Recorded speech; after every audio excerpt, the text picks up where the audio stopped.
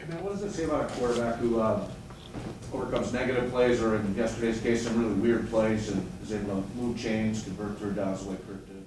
Yeah, I thought that it speaks a lot about him, just his resiliency, his mindset of taking it one play at a time. I think that's always, kind of an unknown for a younger quarterback, and I thought he did a really nice job of handling himself, which gave confidence to everybody around him.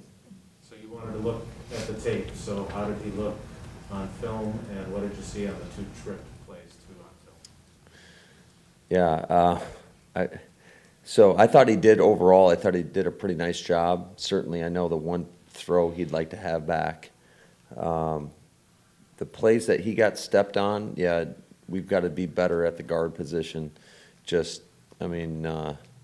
Royce, I thought he did a lot of great things, but he just, on those two plays in particular, his left foot actually crossed over behind the center's foot, and he stepped on the quarterback. So I don't think I've seen that happen 2 times in one series ever before. Matt, you touched on it a little bit last night, but what did you think of what AJ did for you on that opening series, and just to be able to get him that work? I think he had 6 touches, something like that, on that series. Yeah, he did. He played 7 plays for the game, and on 6 of them he got the ball. So it was good. I thought he just ran behind his pads, and I think anytime you have a young runner, he's still a young runner. You want to get him that work and just get him to feel that contact again. And I thought he did an outstanding job. I know you asked about Jordan last night, but do you have a plan for this week for him? Yeah, so we're going to try to see how he's feeling tomorrow and try to get him back implemented at least in our indie periods before we put him back into the team periods. You said he threw Tuesday. Did he do any more throwing as the week progressed? How much did he throw last week? Yeah, he threw with our trainers every day. So, it's just trying to get the volume up, trying to get the velocity up, I guess, distance, just to see how he feels. Would he possibly do team if he does well in individual? Is that what you're saying, or are you just saying he's just doing it? I would say we'll see more of him on Tuesday than we would tomorrow. What is your schedule this week? We don't have it. You don't have it? Oh, man. I know, right? Well, so initially, and this is on me, typically you always mimic a game week in your preseason. And where we are this year, I just didn't think that it made a whole lot of sense to game plan for Buffalo. We're still in preseason mode, and so ideally you'd like to mimic that in-season schedule, but there's just so much meeting time in the mornings, and I don't want to waste anybody's time here when they're at the facility. I want to make sure we're using it in a meaningful manner, and so it was better suited to mimic more your training camp schedule. So the following week, we will start to implement more of our in-season schedule, since we have that bonus week that we've never experienced before. So I guess what I'm asking is what day can I play golf this week? I would say Wednesday would be a great day. So, Matt, next week, are you no longer limited in how long you can have them? Can you have a regular season practice next week? Not this coming week, but the week after that? Or you have to wait all the way until the week before the first? Yeah, that's a great question. I want to say it's all the way through. But like our typical in-season schedule, we're not out on the grass for more than 2 hours. So, so I think we have plenty of time. What did you think of Braden yesterday at right tackle? And I guess maybe parallel to that, what's the plan at guard for this week, and would he be part of that? Yeah, I thought for the most part Ben did a pretty nice job. We're still competing at that guard position, both of them. I thought Royce did a lot of great things in the game. I thought Lucas played much better, like what we're expected of him. And Runyon, it's a good competition, and we're going to let that sucker play out. And all of those guys will get another look this week against Buffalo, and we'll make a decision after that. Matt, in that same vein, how have you thought Yash has looked? I think he has 6 quarters now at left tackle, with what you guys have given him so far. Yeah, Yash has done a really nice job. A lot of times if you're not seeing, hits on the quarterback, and they're usually doing their job. So I think he's put himself in a pretty good position. Now, do you think there's any scenario in which you guys, I know Goody has the saying this too, but keep 7 wide receivers, and how crowded is that room? I know it's cliche, but it seems it's pretty tight for that final spot there. Yeah, I mean, that's something that we floated back and forth. I think there's a number of positions. It's going to come down. There's going to be a tough decision somewhere, which is a good problem to have, right? But that room in particular is pretty deep, and it's really competitive. Obviously, you'd like to have a couple of these guys that are fighting through things that available that haven't been, to hopefully clear it up. But that's just not the way it is.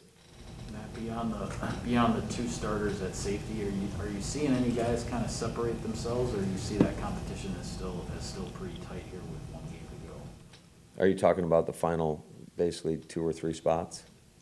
At safety. Yeah. No, I think there's been some good safety play. I think there's a lot of those younger guys are getting a lot of time, which is important. Certainly, we'd love to have Vernon Scott out there to see how much he's improved from a year ago. But I think Henry's done a nice job. Gaines has made some splash plays, and I think for him it's just more of the consistency. I think Christian's made some nice plays. He had a big-time play on special teams. And then, we mentioned Vernon. And then Will Redmond, it would be nice to, see him out there, but unfortunately he had a little injury yesterday, so he had to get taken from the game.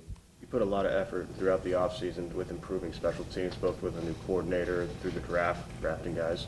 What's your level of concern there right now? Are you concerned that that's going to be a problem on the regular season? Well, I think just with the number of people that we've been holding out, it's kind of an unfair assessment right now until we get to the regular season in terms of guys owning that role. Certainly you'd like a more consistent performance no matter who's in there. And I think that's what's being stressed. And, you can never give up those big-time returns like we did yesterday. We had a guy get double-teamed, and Isaiah got double-teamed, and he got knocked out of his gap, and we always want to try to cover to the side of the return. We didn't have the opposite side, wasn't doing that, but Isaiah got bounced out, took 2 of his own teammates out, and that's what created a huge gash in the coverage unit. So, and that's why we got beaten for a 70-yard return. Do you expect that number of not playing or not suiting up to be about the same for this weekend? Yeah, I'd say so. I think it's going to be similar to that. Certainly, there's some challenges with having only 80 players. You got to make sure you got enough for the game, and there's going to be some guys that will be suited up but might only play if we're forced into that situation. I just think this for where we're at as a football team, it's important for our young guys to get the exposure that they need to, so we can make the best decision for our team moving forward. Where are you with Zadarius Smith? He got out there for a day last week, but wasn't there the other days. What's going on there? When do you think you'll get him back? Yeah, that's a great question. I'm not quite sure when we'll get Z back. He's injured right now, so he can't. I know he wants to be out there, but we're going to be smart with him. He's obviously a big-time player for us, and so it definitely is a concern. Is it something that threatens week 1 with him? Could he possibly miss week 1? It could potentially. Hey, Matt, years and years ago, you used to keep track, like on defense. You'd say, all right, even though you're playing vanilla stuff, the number 1 defense played 11 series in the preseason, and here's what they did. Obviously, we're not doing that now. Right. How good of a feel do you have for your defense through all your other stuff, meetings, practice, et cetera? when you're not playing your guys, you're running vanilla schemes, but like, do you have a good idea of how far along the defense is with a new coordinator? I think that's always the magic question, but I think even if they were playing in the preseason, when there's not as much game plan, it's always kind of an unknown. So until you get them out there and those regular season games, I think we'll know after that first game where we think we are. But until then, I think that's always kind of an unknown. Routes for the Zoom, Sarah, go ahead.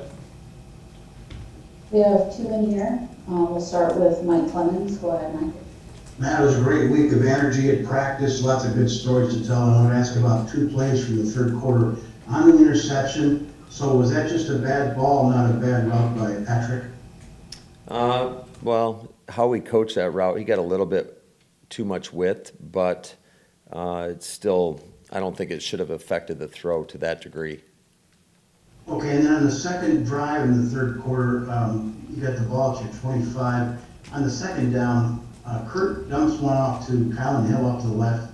Was 84, was Reggie open down the right sideline? Do you remember? I think that was when we ran a shallow cross concept, I believe. And to be honest with you, that's not even where his progression starts based on the coverage that they were playing. Thanks. And last one, Aaron Nagler.